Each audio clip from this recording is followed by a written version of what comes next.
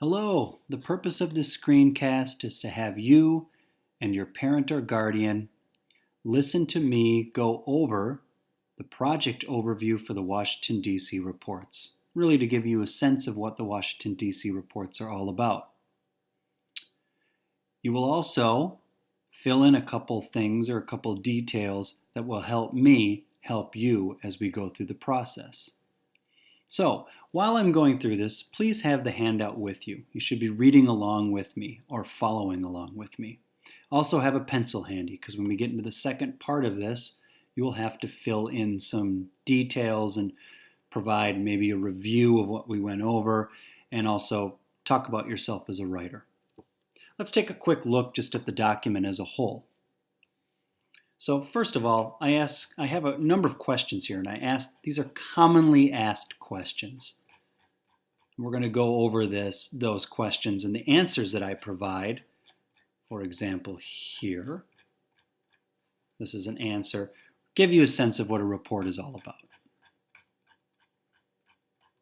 The second part of the handout has some things where you're actually going to be putting your pencil to the paper and answering some questions, reviewing what it's all about. You already did this where you did your choice topics and required topics in advance so I could get you materials prepared. Thinking about yourself as a writer, what do you want to work on? Questions you might have after we go through all of this. And definitely talk to your parent. Your parent might have questions too. This is a checklist which you'll be using to guide you through the process so that you have everything you need. Calendar with daily assignments and due dates. And finally, a signature. You provide your signature, your parent or guardian provides his or her signature and dates it saying, yes, we went through this together. All right, let's start from the top. So commonly asked questions. Well, what are the Washington, D.C. reports? Well, what are they? Well, the Washington, D.C. reports are several 5-paragraph essays. Some are 6 paragraphs. They use brochures and websites as sources. I provide you with the sources, and most of them will be printed out or you'll have the option to print them out, which I prefer to you using the computer screen. And I'll teach you how to print out different websites so you get good formats for that. Make it as easy as possible. So you won't need to find sources. I'll help you. You're going to be focusing on monuments, memorials, sites, which like a battle site maybe, Battle of Bull Run, for example, or buildings like the Capitol building that you're going to see when you travel to Washington, D.C. So really you're preparing yourself to see what you're going to encounter in Washington, D.C. So you have some history on the things that you encounter. And then the process really includes taking notes, doing paragraph outlines, which we call paragraph organizers, writing drafts, revising those drafts, doing illustrations, and then putting all this together into a decorated book or binder. Next question.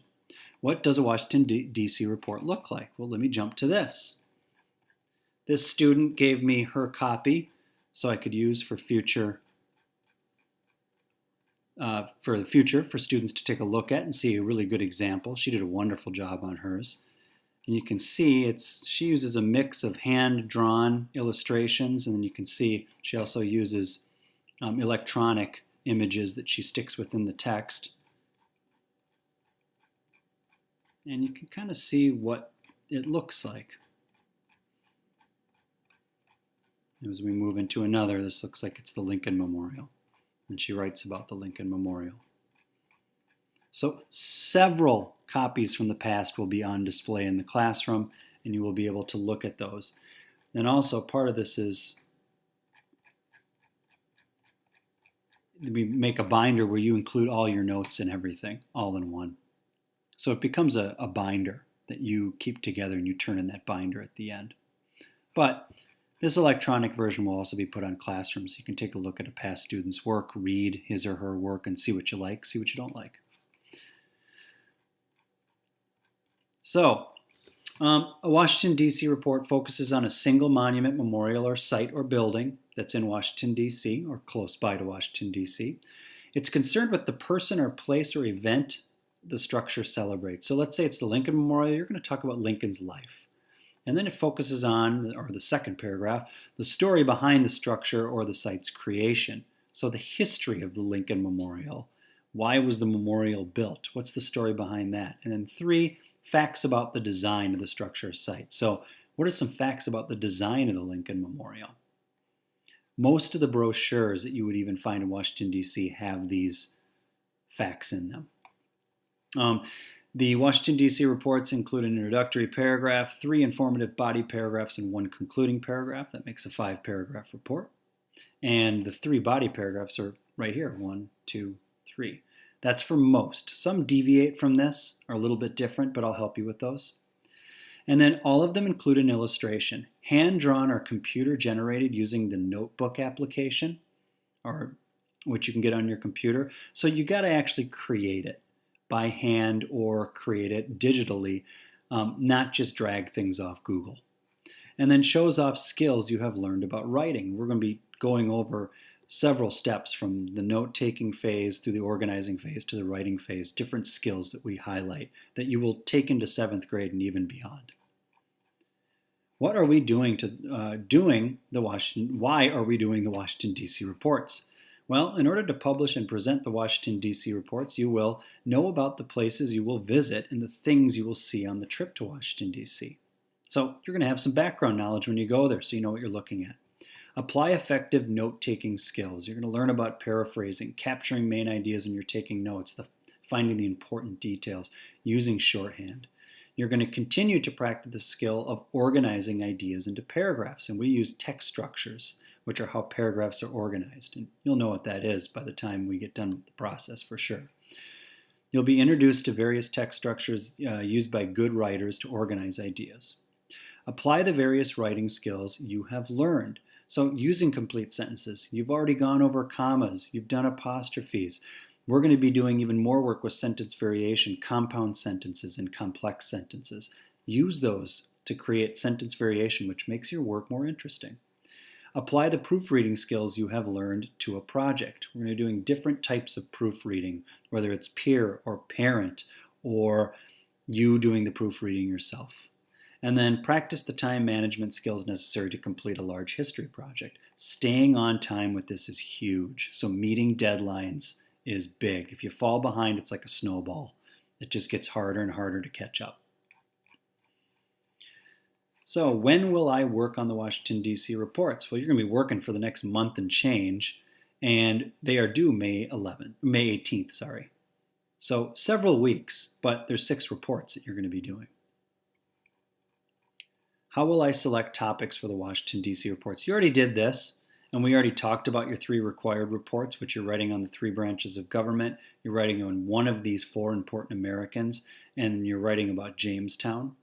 These we really do together, so you're really going to get a sense, and I work closely with you on these 3.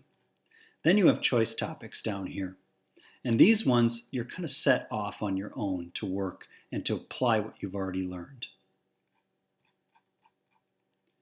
How will I complete the Washington, D.C. reports? Well, we're using this thing called AGOP, Ask Questions. You're going to be taking notes by answering a bunch of questions that I've already given you. So you're going to have prompts, and then you're going to gather information, which basically is taking notes. Then you're going to organize and write. You organize things into these graphic organizers according to text structures. Then you write your first draft. Then you're going to revise that draft. And then publish. This is where you complete illustrations. You're going to have a table of contents. You're going to complete the illustration for each report. So, sorry, this is a cover illustration. Each report also has an illustration. And then filler pages. I'll tell you what those are down the road. Now, what I want you to do is, part 1, check for understanding. Pause the video and answer these 3 questions. How many paragraphs are in a single report? What do all the topics you will focus on in your reports have in common? Why are you writing the reports? What will you learn? Pause now and answer those. Part 2, required topics, choice topics. You've already done these. So we're going to just flash past that because you've already done that with me before spring break. Part 4 is writing goals. You can see things you do well. Look at this list and see which things you do well. Things I need to improve on. Look at this list and circle 1 or 2 you think you need to work on. Then down here, write 1 goal for writing process. I would like to work on, and it's going to be one of the ones you chose here for things that you're going to work on. Pause now and fill this in.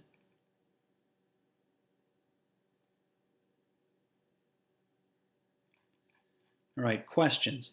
If you and your parent have any questions about these reports, please write them on this line.